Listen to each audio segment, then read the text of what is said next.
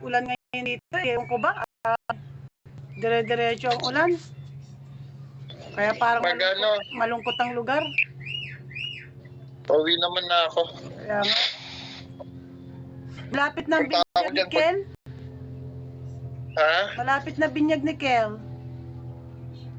Si Tita Ipe, nasan ba siya? Nasa Maynila, nagtatrabaho na. Pinasok ni Kuya Archie mo.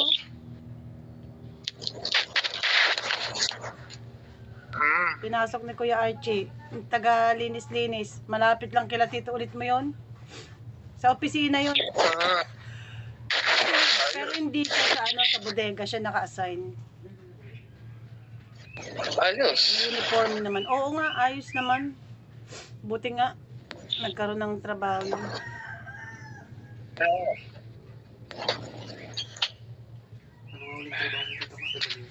Baka ayusin ko lang yung ko para makapagpadala na ako.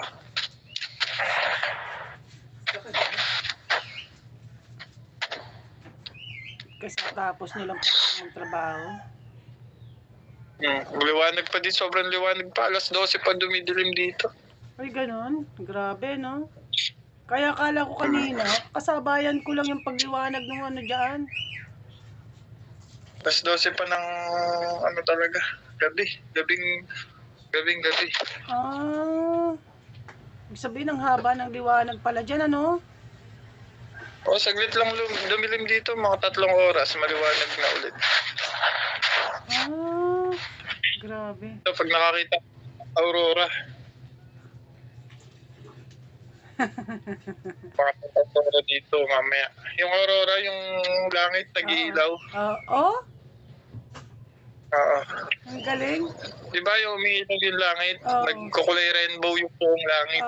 Talagang umaalon yung langit. Yung naglalaro-laro ng parang kala mo mayroong dapat nakukuha naman ng video yun.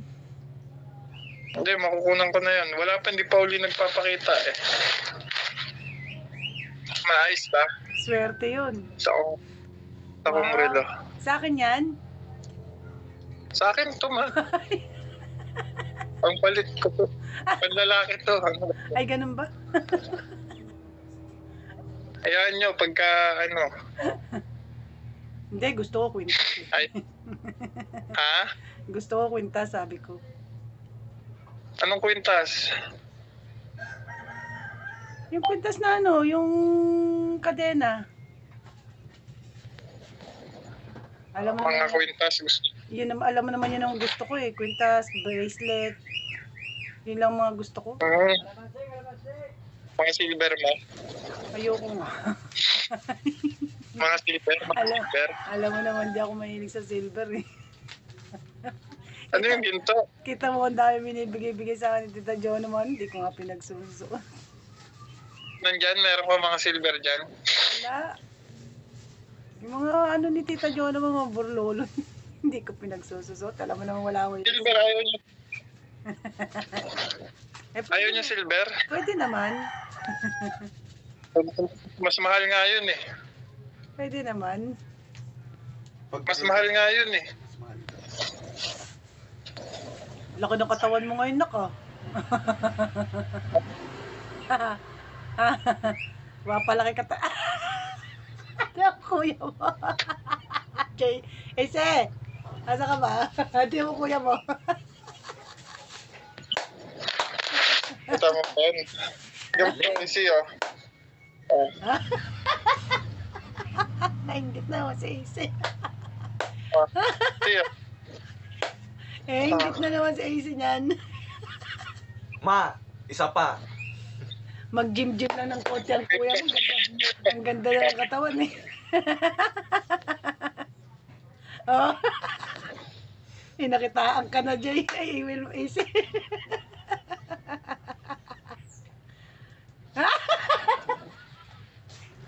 Ano ba? Sige lang, tuloy mo lang yan. Si mama kasi tawa ng tawa. Kasi di ba Gusto mo ba ng pera? mahilig ka magkaganya? Pera. Itabi mo lang yan. Okay yan, good yan. Magkano yung mga ganyan? Ang piso nito, 66. Ah. Tapos, Bali, itong 5 na to, nasa 300 na. 300,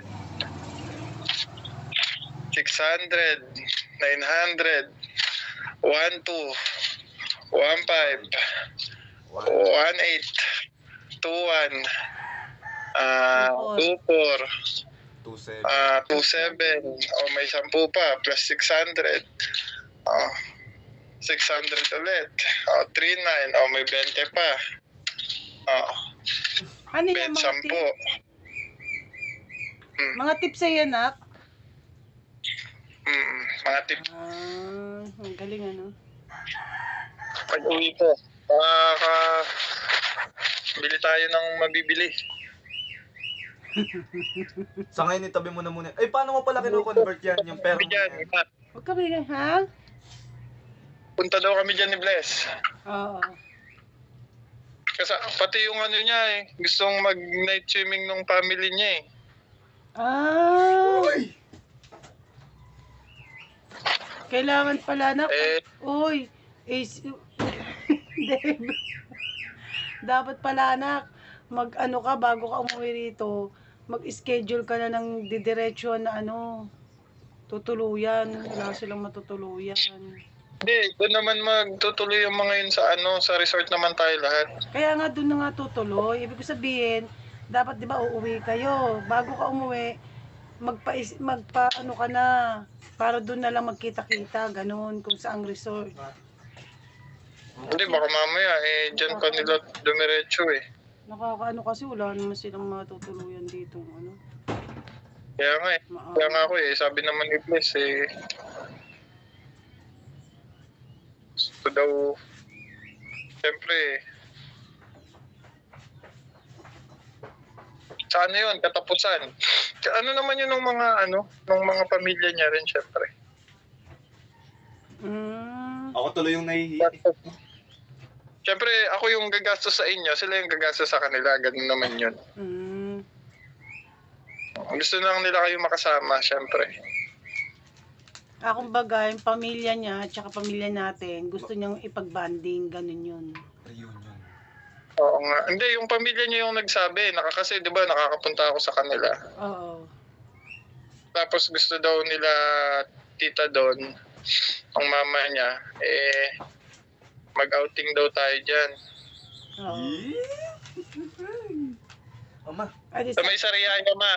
Ha? May alam ako sa Sariaya. Maganda? May ano tayo doon, cottage. At least malapit na. Dagat, tsaka Maraming dagat, ano dito na marami. Maganda ngayon. No? Pilipinas, ang daming magaganda ngayon. May mura pa. Kaya mga 300 isang tao, mura na yun. Ito, isang ano ko lang. Isa ko nito, 300 sa inyo. Okay, easy. Ma, nagsisisi Dami nito. naman, ma. Tama na, ma. Magkape ka na lang, ma. Magtimpla ka na lang, ma. Hindi na magkasya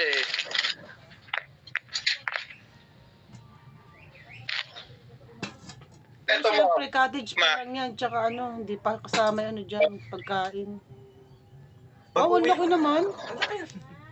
Siyempre. Ang laki naman ang tips sa'yo. Pag uwi mo, wag mo muna akong bilan ng cellphone. Bilan mo ako ng bike. Mas kailangan ko yung bike kaysa sa cellphone. Ha? Wala ka dyan. Hindi ka nga pwede mag-bike. Ito mas mataas yung value. Magkano? Pounds 70 isa. Oh? Ang galing. Kaya, pero sakto lang naman yung naipon ko, pero at least marami pa rin kahit pa paano.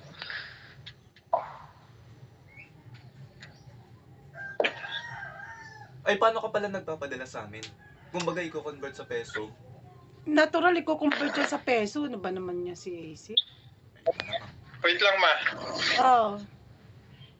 Sisiyaran kuya mo. Dali. Hindi ko bibilang. Pero kung ano, Pero ako ng kutsara. Hindi ako bibigay. Bakit kami cellphone?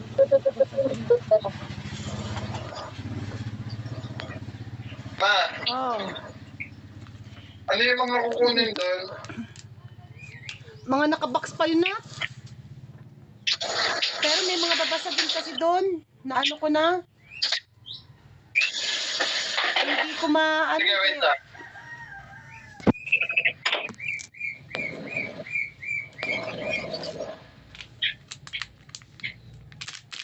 Ting, gunting.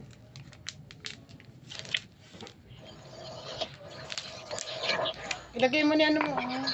Energen mo.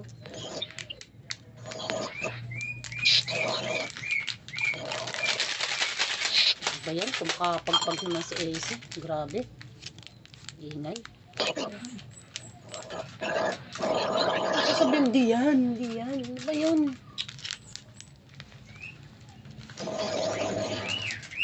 Tawa ka nga ng tawa eh. Dahil sa laki ng katawan. Natatawa lang ako dahil iniinggit ka ni kuya mo sa katawan niya ngayon. Kasi ikaw yung nagagaganon. Ma, ang laki ng katawan ko. Kahit maliit ang katawan mo, ang laki ng katawan mo. Oo nga, masabihin na natin pinaiinggitan niya ako. Pero tumatawa ka pa ma. Grabe naman. Gusto mo bang umiyak ako kaysa tumawa? Ma, Oo.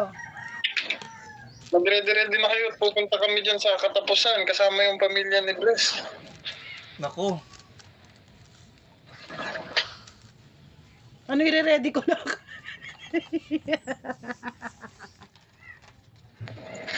Nakakaya naman yung CR natin. Alam mo naman yung buhay natin. Ayun na nga sasabihin ko sa'yo. Gusto ko sana ipa-semento man lang kahit kalahati. Nakakaya talaga. Basag-basag na. Tapos nagbabarabar. Tinitiis ko na nga lang eh. Gusto ko ipa-semento man lang kahit kalahati. Tapos yero na lang yung kalahati. Para meron man lang pagkuha ng maayos. Pag uwi ko pala, Kaya bigyan mo ako ng pang-paayos bago ka makauwi dito at nakakaya naman kila Blessy. kahit pag uwi ko na, syempre mag-iipon pa ako ng ano eh. Nak, magkano lang naman ipapaano ko doon? Kahit 3,000 lang, mapaayos na.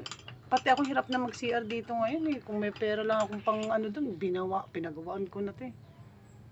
Nandiyan ba si Kuya Mac?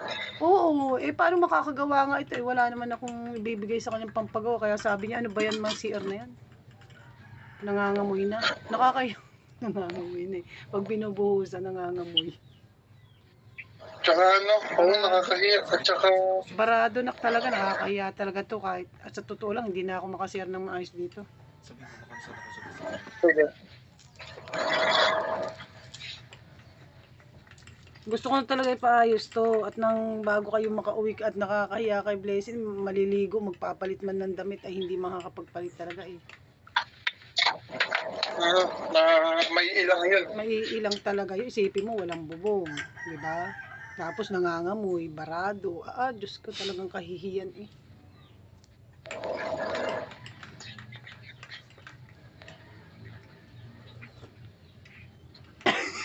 Like, Ayun kuya mo. like, bag ma, tumatanggap kayo ng bag. Marami na kayong bag eh, no? Dami na. Hindi ko nga magamit yung binigay mo sa akin na bag. Ano? Bakit? Alam mo kung bakit? Yung kanyang baligtad, nakapalipit. Kaya pala yung Shin ay ang mura ng bigay. Visit yung Anong mura? Shein na yun, yung Shein. Yung Shein na bag, hindi ko magamit at Ching? palipit eh. Hindi mo naman maaayos na kung di mo talaga yung sa bag na yun. Masisira lang. Kaya hinayaan ko na lang nakabalot pa rin. Anong mura? Di ba ang mura ng Shein? Hindi ah. Mamahalin yun ma. Mamahalin pa yon. Palipit, yung bag, yung gagamitin ko sana. Puta, palipit. Sira ulo yung nagbigay nun. Sino nagbigay nun? Ibig sabihin, di ba, binili nyo. Tapos hindi nyo naman na-check ng maayos. ibinigay na lang sa inyo, binalot. Eh, baka hindi yun na yung chinecheck ninyo, tapos ibinalot, pagbigay sa inyo, hindi nyo alam na hindi naman pala yun yung ano nyo, binili nyo. Ganon, pinalitan. Ganon. Ganon yun na. Sinasabi ko. Isipin mo, ireregalo mo yun sa iba, nakakahiya. Sabihin, niregaluhan nyo Kasi- ng ano, di ba? So ako, sige, magre-regalo na lang uli ako ng ano. Iba. Uwi ko dyan. Nag-iisip pa ako eh. Basta ako gusto ko yun eh. Yun lang gusto ko. Nag-iisip ka pa, di ba? Bike na lang. Kasi, yung alahas anak, ano yan eh, ang tawag dito, yung investment yan eh. Sige, sige. Ah, Pamahal ng mga alahas dito kasi. Buti pa dyan sa ibang bansa, kay mura-mura ang alahas, eh dito grabe. Ano sa atin?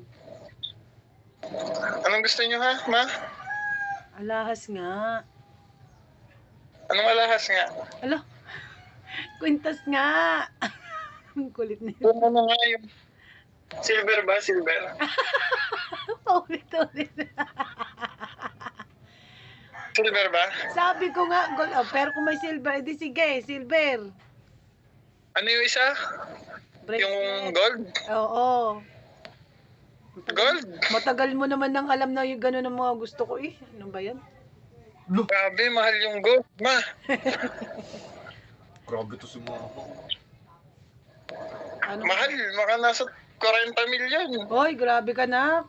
Hoy, di naman. Grabe ka naman. Eh, dito ka nalang bumili sa Magkano? Pilipinas. Bagay ganyan. Mura-mura lang ang alas anak dito. Kung ganyan, Ha?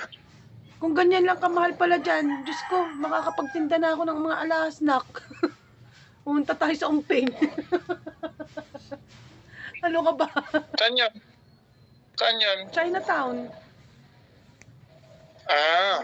Sige. Na lang ako ng alas. Pag ganyang 40 mil lang isang alas mo dyan, Diyos ko, patawarin pala.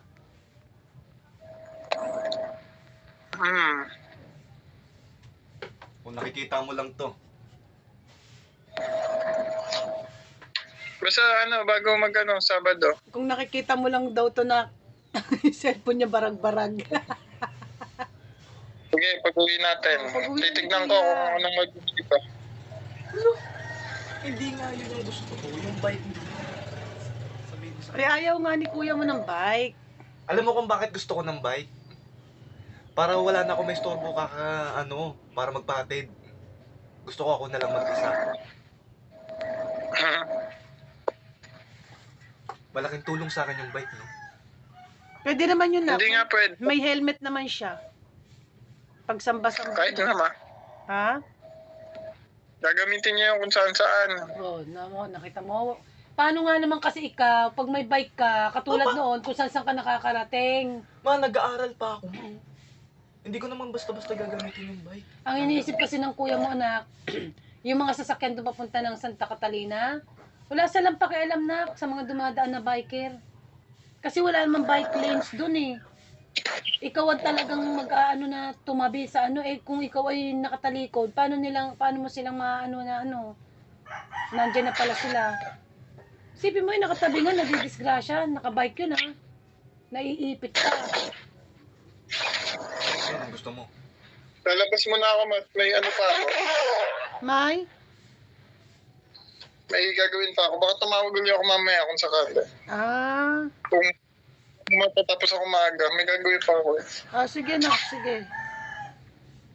Basta bago magsabado, padala ko yung 3K pag naayos ko to. Sige, bye-bye. Paano nga pala magtrabaho ng isang kadet?